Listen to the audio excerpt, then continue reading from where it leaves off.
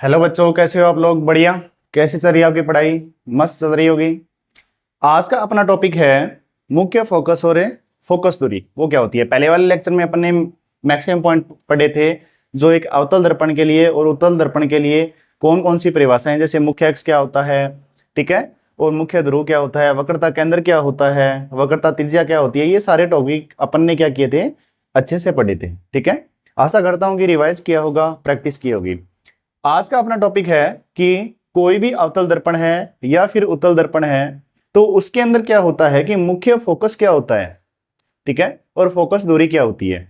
तो let's now आज start करते हैं अपने मुख्य फोकस। सबसे पहले आपको ध्यान होना चाहिए कि मुख्य फोकस को दर्शाते हैं कैपिटल एफ से। अल्फाबेट ABCD का क्या है, जो एफ होता है उससे दर्शाते हैं। ठीक है, तो रिप्रेजेंट करते हैं मुख्य फोकस को कैपिटल एफ से। मुख्य फोकस क्या होता है? मुख्य अक्ष के समांतर चलने वाली प्रकाशीय किरणें। मुख्य अक्ष कौन सा है यहाँ पे? ये कौन सा दर्पण है? अवतल। कौन सा दर्पण है? ये अवतल दर्पण है। ठीक है, अवतल दर्पण क्या होता है? पहले वाली क्लास में अपन ने पढ़ा है कि ऐसा दर्पण जिसके बाहर की तरफ क्या की हुई हो, पॉलिश की हुई हो, और अंदर का भाग दसा हुआ या फिर वक्रित हो। ठीक है, वो कौन सा दर्पण कहलाता है? अवतल दर्पण। और अवतल दर्पण, इसके अंदर बाहर की तरफ पॉलिश है और अंदर का भाग क्या है? वक्रित। सेकंड डायग्राम देखिए जरा। सेकंड डायग्राम में क्या है? ऐसा गोलीय दर्पण जिसके परावर्तक पृष्ठ के अंदर की तरफ क्या की हुई हो? पॉलिश, और बाहर का भाग क्या हो? वक्रित हो। कौन सा दर्पण कहलाता है? अवतल दर्पण।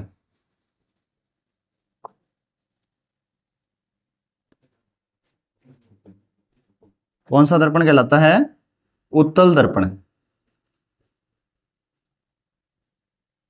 और ये फर्स्ट वाला कौन सा कहलाता है, जिसके बाहर की तरफ पॉलिश है? अवतल दर्पण।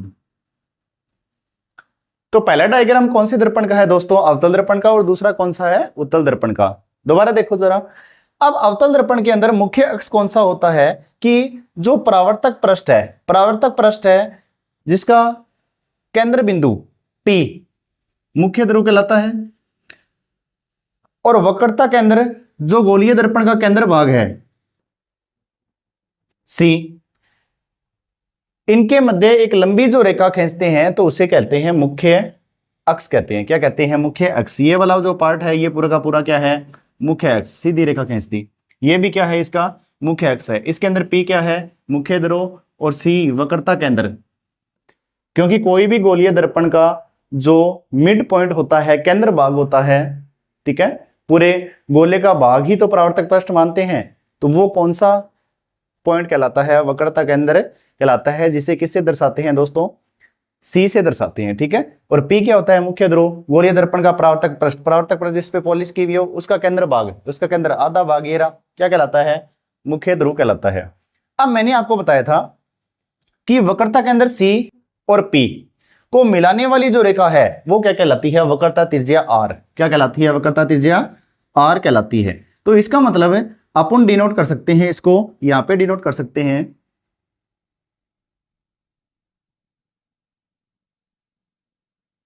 ये क्या है? वक्रता त्रिज्या R, कैपिटल R। इसी तरीके से इसके अंदर क्या है? वक्रता त्रिज्या R होगी।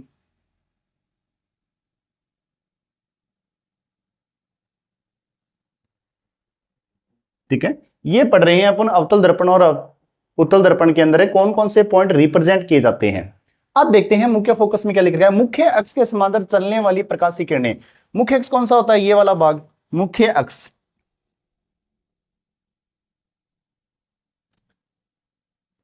मुख्य अक्ष, मुख्य अक्ष के समांतर कौन सी होगी? एक तो ये होगी और एक ये।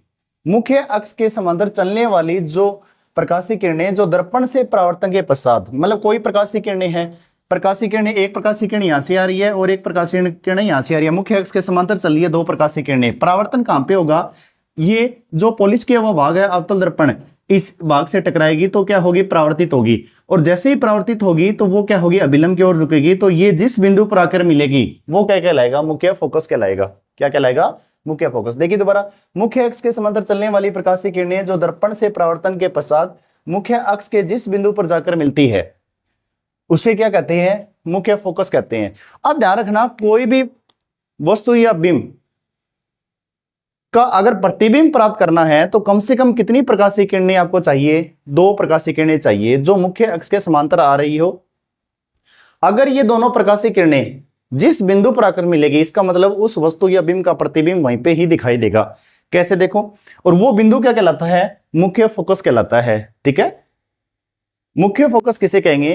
कि मुख्य अक्ष के समांतर चलने वाली प्रकाशीय किरणें परावर्तन के पश्चात जिस बिंदु पर आकर मिलती है उसे क्या बोला जाता है दोस्तों? मुख्य फोकस कहते हैं। ठीक है, अब इसके अंदर बनाएंगे मुख्य फोकस है। एक बार के लिए मैं यहाँ पे इसको रफ कर रहा हूं। ठीक है, ये नेम वगैरह है, ये इसको रफ कर रहा हूं ताकि आपको डायग्राम जो है वो अच्छे से नजर आ जाए। ठीक है, बात समझ में आ रही है?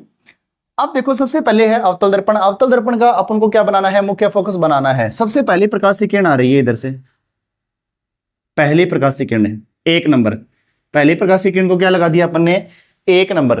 ठीक है, दूसरी प्रकाशीय किरण यहां से आएगी मुख्य अक्ष के समांतर। इसका मतलब पहली प्रकाशीय किरण अगर आ रही है और इस परावर्तक पृष्ठ, अवतल दर्पण के परावर्तक पृष्ठ पर टकराएगी और क्या होगी? अंदर की ओर परावर्तित होगी। पहली प्रकाशीय किरण कौन सी? पहली प्रकाशीय किरण अगर मुख्य अक्ष के समांतर आ रही है तो परावर्तक पृष्ठ अवतल दर्पण से टकराने के बाद वो परावर्तित होगी, अंदर की तरफ परावर्तित होगी, क्योंकि अंदर का भाग क्या है? कर्व है। ठीक है, वक्रित है, और वक्रित होने की वजह से ये अभिलंब की ओर झुकेगी।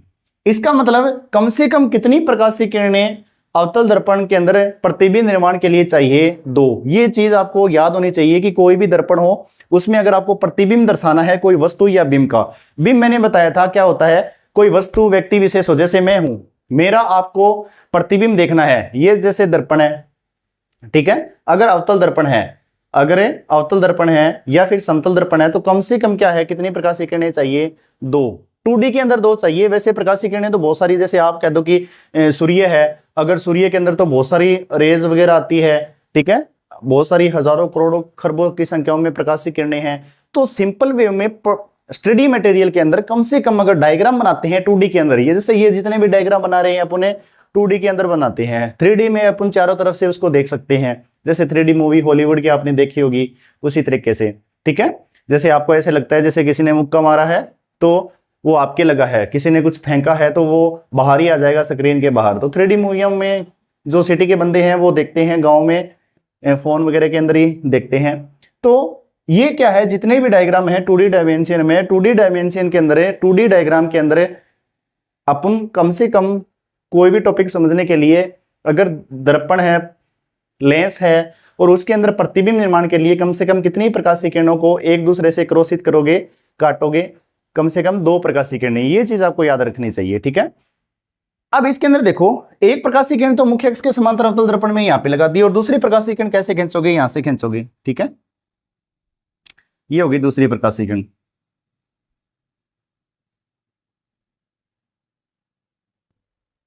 इसका मतलब ये वाला बिंदु, ये वाला बिंदु क्या है? मुख्य फोकस है। ये वाला बिंदु क्या है? मुख्य फोकस।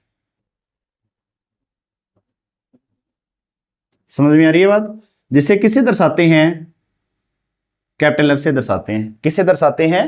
कैपिटल एफ से दर्शाते हैं। ठीक है, इसका मतलब ये कौन सी प्रकाशीय किरण है? 2 नंबर प्रकाशीय किरण। फर्स्ट यहां पे लिख रहा हूं आपकी सुविधा के लिए, प्रकाशीय किरण ये हो गई फर्स्ट, और ये भी दूसरी क्या है? प्रकाशीय किरण।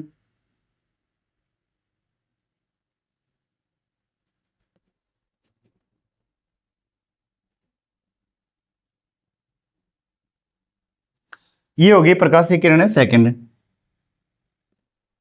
ठीक है, तो कोई भी वस्तु या बिंब का प्रतिबिंब निर्माण करने के लिए कम से कम कितनी प्रकाशीय किरणें आवश्यक है? 2। और ये दोनों प्रकाशीय किरणें जिस बिंदु पर आकर मिलेगी, जिस बिंदु पर एक दूसरे को काटेगी, उस वस्तु या बिंब का प्रतिबिंब वहां पे ही नजर आएगा। बात समझ में आ रही है? मोस्ट इंपोर्टेंट लाइन बोल रहा हूं मैं। ठीक है, ताकि आपके डायग्राम क्लियर हो जाए। तो मुख्य अक्ष के समांतर चलने वाली प्रकाशीय किरणें दर्पण से परावर्तन के पश्चात, मुख्य अक्ष के समांतर चलने वाली प्रकाशीय किरणें दर्पण के परावर्तन के पश्चात परावर्तित हो रही है। ये दोनों मुख्य अक्ष के जिस बिंदु पर मिलेगी, मुख्य अक्ष ये रहा, जिस बिंदु पर मिलेगी वो क्या, कौन सा बिंदु कहलाएगा? मुख्य फोकस। ये कौन सा बिंदु कहलाता है? मुख्य फोकस। इसका मतलब ये हुआ कि सबसे मोस्ट इंपोर्टेंट क्वेश्चन पहला ही ये बनता है कि कोई अवतल दर्पण में मुख्य फोकस को परिभाषित करते हुए चित्र द्वारा उसे दर्शाइए। ठीक है, तो पहला क्वेश्चन ये। दूसरा क्वेश्चन बनता है कि उत्तल दर्पण के अंदर मुख्य फोकस को दर्शाते हुए चित्र बनाइए, या फिर मुख्य फोकस और फोकस दूरी किसे कहते हैं, या फिर नेक्स्ट टाइप का क्वेश्चन बनेगा कि अवतल दर्पण में मुख्य फोकस और फोकस दूरी को दर्शाइए। अब देखिए बात तो आ गई मुख्य फोकस की, अब फोकस दूरी क्या होती है। दूसरा क्वेश्चन क्या है, फोकस दूरी क्या होती है। फोकस दूरी होती है मुख्य फोकस एफ और मुख्य ध्रुव पी के बीच की दूरी क्या कहलाती है, फोकस दूरी कहलाती है। क्या कहलाती है, फोकस दूरी कहलाती है। इसका मतलब ये क्या है, ये वाला पार्ट क्या है, मुख्य फोकस एफ और मुख्य ध्रुव पी के बीच की दूरी क्या कहलाती है, फोकस दूरी, जिसे दर्शाते हैं स्मॉल एफ से। किसे दर्शाते हैं, स्मॉल एफ से फोकस दूरी। ठीक है, अब दूसरा डायग्राम देखो, ये डायग्राम अपने बनाया है उत्तल दर्पण का। उत्तल दर्पण में अपन देखते हैं कि जो मुख्य फोकस है वो किस प्रकार का बनेगा और इसके अंदर फोकस दूरी है वो किस प्रकार की बनेगी। ध्यान से देखना, ये लेक्चर मोस्ट इंपोर्टेंट है। अगर यहाँ पे कंसेप्ट आपको क्लियर हो गए तो नेक्स्ट लेक्चर के अंदर अपन पढ़ेंगे कौन कौन से अवतल दर्पण के द्वारा किसी वस्तु के स्थिति को या बिंब की स्थिति को परिवर्तित करते हैं, तो कौन कौन से प्रतिबिंब नजर आते हैं और कौन कौन से प्रतिबिंब में आपको दिखाई देते हैं, और उस प्रतिबिंब की प्रकृति कैसे होती है, वास्तविक होती है या फिर आभासी होती है, या फिर उस वस्तु या बिंब से बड़ा बनता है प्रतिबिंब, या सीधा बनता है, या फिर क्या बनता है, उल्टा। अब देखो सेकंड पॉइंट आता है अपने उत्तल दर्पण। उत्तल दर्पण में देखिए जरा क्या लिख रखा है, यही सेम परिभाषा होगी, बस वहां पे आ जाएगा कि उत्तल दर्पण का मुख्य फोकस, परिभाषा सभी की सेम रहेगी कि मुख्य अक्ष के समांतर चलने वाली प्रकाशीय किरणें, ये क्या है, मुख्य अक्ष। ठीक है, और मुख्य अक्ष के समांतर प्रकाशीय किरणें चलेगी, कम से कम कितनी प्रकाशीय किरणें चाहिए, दो। कितनी चाहिए, दो प्रकाशीय किरणें। ये दो प्रकाशीय किरणें होगी। ठीक है, अब देखो, अब बात ये आती है कि ये दोनों प्रकाशीय किरणें जब इसे उत्तल दर्पण के परावर्तक पृष्ठ पर आपतित हो रही है, ठीक है, और जैसे ही आपतित होगी तो परावर्तित किस डायरेक्शन में होगी, अंदर की ओर होगी या बाहर की ओर। इसका कर्व बाहर की ओर है, देखो इसका कर्व क्या है, बाहर की ओर, ये भी कर्व क्या है, बाहर की ओर। ठीक है, बाहर की ओर वक्रित भाग है, इसका मतलब है ये दोनों प्रकाशीय किरणें क्या होगी, अपसारित होगी। क्या होगी स्टूडेंट, अपसारित होगी। अभिसारित का मतलब ये होता है कि दो प्रकाशीय किरणें आ रही है, जैसे दो प्रकाशीय किरणें आ रही है और यहां पे मिली, अभिसारित।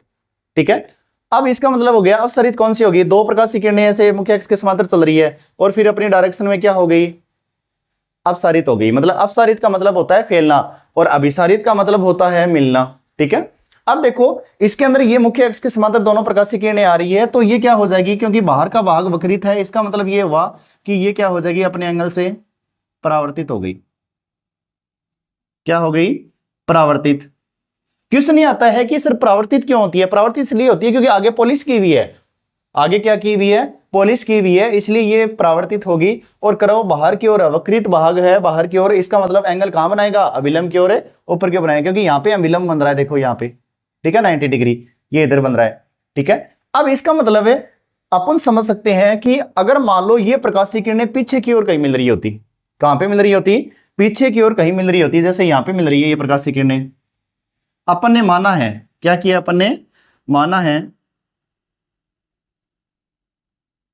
इस बिंदु पर आकलन मिल रही है, तो ये क्या कहलाएगा, मुख्य फोकस। क्या कहलाएगा, मुख्य फोकस कहलाएगा। ये सी थोड़ा सा मैं यहाँ पे थोड़ा सा इतना कर रहा हूं, क्योंकि एक जैसा स्पेस होना चाहिए, जितना स्पेस यहाँ पे है उतना ही स्पेस क्या होना चाहिए, वक्रता के अंदर का होना चाहिए, तभी डायग्राम आपसे सही बनेंगे, इस बात का ध्यान रखना। ठीक है, तो ये क्या कहलाता है, मुख्य फोकस कहलाता है। दोबारा देखिए जरा कि कोई भी उत्तल दर्पण के अंदर अगर आपको दोनों प्रकाशीय किरणें मुख्य अक्ष के समांतर लानी है, दोनों प्रकाशीय किरणें मुख्य अक्ष के समांतर आपतित करनी है, तो ये कौन सा परावर्तक पृष्ठ कहलाता है, उत्तल दर्पण का परावर्तक पृष्ठ कहलाता है। जैसे ही उत्तल दर्पण का परावर्तक पृष्ठ है, इसका मतलब ये हुआ कि ये क्या होगी, बाहर की ओर वक्रित होगी, क्योंकि आगे की क्या की हुई है, पॉलिश की हुई है। बाहर की ओर परावर्तित इसलिए होगी क्योंकि अभिलंब की ओर झुकेगी। जैसे यहाँ पे अभिलंब ये बन गया, 90 डिग्री बन गया। ठीक है, ये वाला पार्ट देखिए जरा, ये 90 डिग्री आ रहा है। ठीक है, ये 45 का बन रहा है, इसका मतलब यहाँ पे भी 45 बनेगा, तो ये अभिलंब की ओर क्या होगी, झुकेगी। इसका मतलब ये क्या होगी, बाहर की ओर परावर्तित होगी, अपसारित होगी। क्या बोलते हैं, अपसारित। कोई भी प्रकाशीय किरणें अगर मान लो मुख्य अक्ष के समांतर आ रही है और ये अलग डायरेक्शन में चली गई, ये क्या हो गई, अलग डायरेक्शन में चली गई, इसका मतलब अलग डायरेक्शन में फैल गई। अगर फैल गई जिसे बोलते हैं अपसारित। क्या बोलते हैं स्टूडेंट? अपसारित। जैसे दोबारा देखो, ये दोनों प्रकाशीय किरणें, जैसे मैं क्या हूं पूरा का पूरा मुख्य अक्ष हूं। अगर दो प्रकाशीय किरणें, ये देखो एक प्रकाशीय किरणें और दूसरी प्रकाशीय किरणें हैं, ये क्या है, ये आ रही है, ठीक है, ये आ रही है, और इधर मेरे सर पे यहाँ पे क्या है, पॉलिश की हुई है। इधर कौन सा दर्पण लगाया हुआ है, मान लो उत्तल दर्पण लगाया हुआ है। कौन सा दर्पण लगाया हुआ है, उत्तल सर पे। तो दोनों प्रकाशीय किरणें आई, जैसे ही आएगी तो ये टकराने के बाद क्या हो जाएगी, अलग डायरेक्शन में ऐसे निकल जाएगी, अपसारित हो जाएगी, फैल जाएगी। अगर फैल जाएगी तो इसका मतलब क्या हो गया कि उत्तल दर्पण पर प्रतिबिंब निर्माण करने के लिए जो भी प्रकाशीय किरणें आपस में मिलाते हैं वो काल्पनिक मिलवाते हैं, आभासी मिलवाते हैं। इसका मतलब ये हुआ कि जैसे ही मुख्य अक्ष के समांतर दोनों प्रकाशीय किरणें हुई तो ये अपसारित हो गई, दोनों क्या हो गई, अपसारित हो गई, फैल गई। अगर मान लो कि ये दोनों प्रकाशीय किरणें पीछे की ओर कहीं मिल रही होती, जो आगे नहीं मिलेंगे वो कहां मिलेंगे, पीछे कहीं मिलेंगे। अगर पीछे मिलेंगे तो जिस बिंदु पर आकर मिल रहे हैं या मिलते हुए प्रतीत हो रहे हैं वो क्या कहलाता है, मुख्य फोकस कहलाता है। क्या कहलाता है स्टूडेंट, मुख्य फोकस कहलाता है। बात समझ में आ रही है? इसका मतलब ये हुआ कि अगर मुख्य फोकस ये है तो फोकस दूरी क्या होगी, मुख्य फोकस F और मुख्य ध्रुव P, मुख्य फोकस F और मुख्य ध्रुव P के बीच की दूरी क्या कहलाती है, फोकस दूरी, जिसे क्या किससे दर्शाते हैं, स्मॉल f से, फोकस दूरी। समझ में आ रही है बात? मोस्ट इंपोर्टेंट है, परिभाषा कई बार पूछी जाती है कि मुख्य फोकस की परिभाषा बताइए और फोकस दूरी की परिभाषा बताइए, ठीक है। तो मैं यहां पे एक नोट कर रहा हूं फोकस दूरी की परिभाषा कि मुख्य फोकस, आप नोट करते रहना साथ साथ में, वह मुख्य ध्रुव P के बीच की दूरी, के बीच की दूरी को फोकस दूरी कहते हैं, फोकस दूरी कहते हैं। और जिसे किससे दर्शाते हैं, स्मॉल f से, किससे दर्शाते हैं, स्मॉल f से दर्शाते हैं, ठीक है। तो मुख्य ध्रुव P और मुख्य फोकस कैपिटल F के बीच की दूरी जो होती है वो दूरी क्या कहलाती है, फोकस दूरी कहलाती है, जिसे स्मॉल f से दर्शाते हैं, ठीक है। अब बात आती है मोस्ट इंपोर्टेंट है, मुख्य फोकस और फोकस दूरी की परिभाषा पढ़ने के बाद अपन को पता होना चाहिए कि कौन सा प्रतिबिंब किस टाइप का बनेगा। ध्यान रखना, अवतल दर्पण में अगर देख लो, आगे वाले लेक्चर के लिए काम आएगा। अवतल दर्पण है, अवतल दर्पण ये रहा, अवतल दर्पण में जितनी भी प्रतिबिंब दोनों प्रकाशीय किरणें इस साइड में मिलेगी, लेफ्ट साइड में, किस भाग में, लेफ्ट साइड में अगर मिल रही है, इसका मतलब ये हुआ कि बनने वाला प्रतिबिंब क्या बनेगा, वास्तविक बनेगा। क्या बनेगा, वास्तविक बनेगा। और इस दर्पण के उस साइड में बन रही है, क्या बन रही है, उस साइड में। जैसे कौन सा दर्पण है, ये उत्तल दर्पण है, 2 नंबर डायग्राम में। अगर उत्तल दर्पण है तो ये दोनों प्रकाशीय किरणें अपन ने पीछे की ओर मिलवाई है, सोचा है भी, अगर मान लो पीछे की ओर कहीं मिल रही होती, अगर पीछे की ओर कहीं मिल रही होती तो आभास की है, तो इसका मतलब दर्पण के पीछे या पर्दे के पीछे, दर्पण मतलब पर्दा, दर्पण के पीछे या पर्दे के पीछे बनने वाला प्रतिबिंब किस प्रकार का होगा, आभासी प्रतिबिंब होगा। इसका मतलब ये हुआ, अगर आभासी प्रतिबिंब है तो वो क्या है, काल्पनिक ही है। क्या है, काल्पनिक है। इसका मतलब दर्पण के पीछे या उत्तल दर्पण के राइट हैंड साइड में, ठीक है, बनने वाले प्रतिबिंब, अगर दोनों प्रकाशीय किरणें आभासी तौर पे अपन ने माना है कि ये कहीं मिलती हुई प्रतीत हो रही है, तो बनने वाला प्रतिबिंब क्या होगा, आभासी। और दर्पण या अवतल दर्पण, दर्पण या अवतल दर्पण के लेफ्ट हैंड साइड में अगर दोनों प्रकाशीय किरणें मुख्य अक्ष के समांतर आ रही है और दर्पण या पर्दे के पहले मिल रही है, तो वो प्रतिबिंब क्या कहलाएगा, वास्तविक कहलाएगा। क्योंकि पर्दे से पहले ही मिल गई, उसको आवश्यकता नहीं है पर्दे की, ठीक है। अगर आवश्यकता नहीं है तो बनने वाला प्रतिबिंब क्या कहलाएगा, वास्तविक कहलाएगा, ठीक है।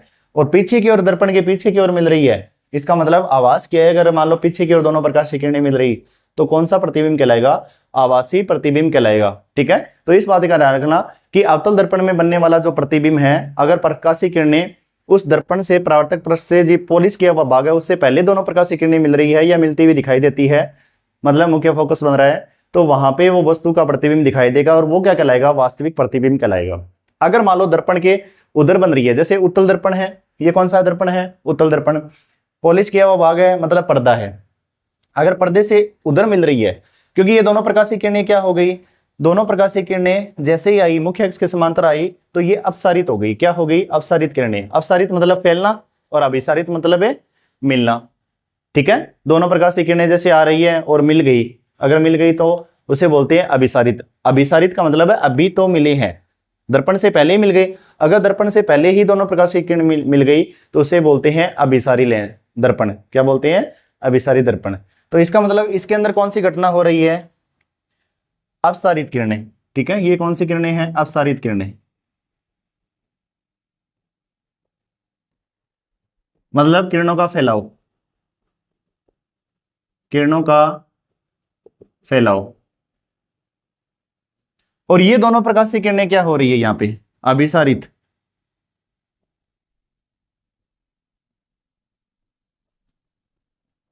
अभिसारित किरणें। ठीक है, दोनों प्रकाशीय किरणें एक जगह पे मिल रही है, दोनों प्रकाशीय किरणें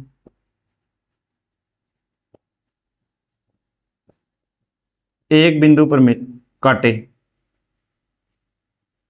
एक बिंदु पर काटे। इसका मतलब अगर कोई मुख्य अक्ष के समांतर कोई प्रकाशीय किरण आ रही है, कोई भी दो प्रकाशीय किरणें जिस बिंदु पर मिलेगी या मिलती हुई दिखाई देगी, मतलब अभी तो मिली है, इसका मतलब है अभिसारित भी है। अगर फैलेगी वो डिपेंड करता है, फैलना या मिलना डिपेंड करता है दर्पण पे भी, अवतल दर्पण लगाया है या फिर उत्तल दर्पण लगाया है, इस बात का ध्यान रखना। ठीक है, तो आज की दोबारा रिवाइज करते हैं। मुख्य फोकस। मुख्य फोकस क्या होता है? मुख्य अक्ष के समांतर चलने वाली प्रकाशीय किरणें दर्पण से परावर्तन के पश्चात मुख्य अक्ष के जिस बिंदु पर जाकर मिलती है उसे क्या कहते हैं? मुख्य फोकस। इसे एफ से दर्शाते हैं।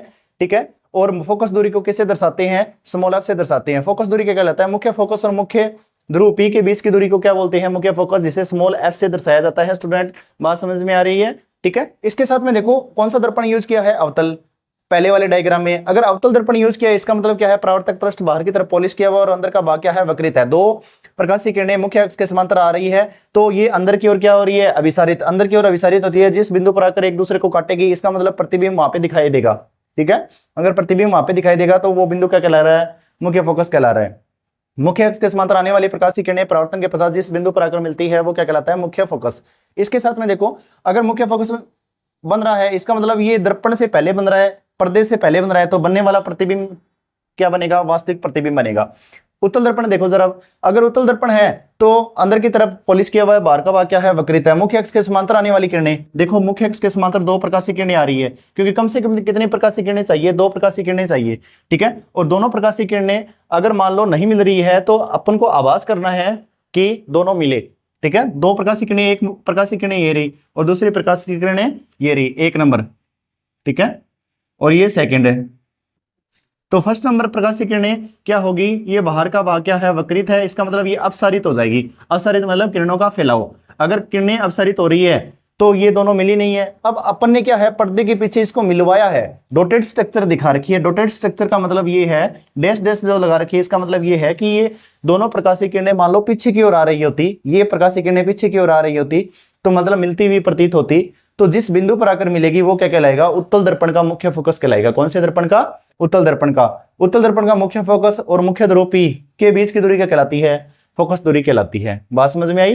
तो आज का जो लेक्चर है मोस्ट इंपोर्टेंट है, बहुत बार एग्जाम में सवाल आया हुआ है 10th बोर्ड के अंदर कि मुख्य फोकस और फोकस दूरी को अवतल दर्पण में उत्तल दर्पण में दर्शाइए और बनने वाले प्रतिबिंब आभासी बनेंगे या वास्तविक, तो सिद्ध कीजिए। ठीक है, तो छोटे मोटे क्वेश्चन बहुत सारे बनते हैं, डायग्राम आ सकता है, अवतल दर्पण में मुख्य फोकस है, फोकस दूरी है, वक्रता केंद्र को दर्शाइए। तो इसी के साथ आज की क्लास कैसे लगेगी? आपको अच्छी लगी होगी तो अच्छे से पढ़ते रहिए और रिवाइज करते रहिए। इसी के साथ थैंक यू, धन्यवाद।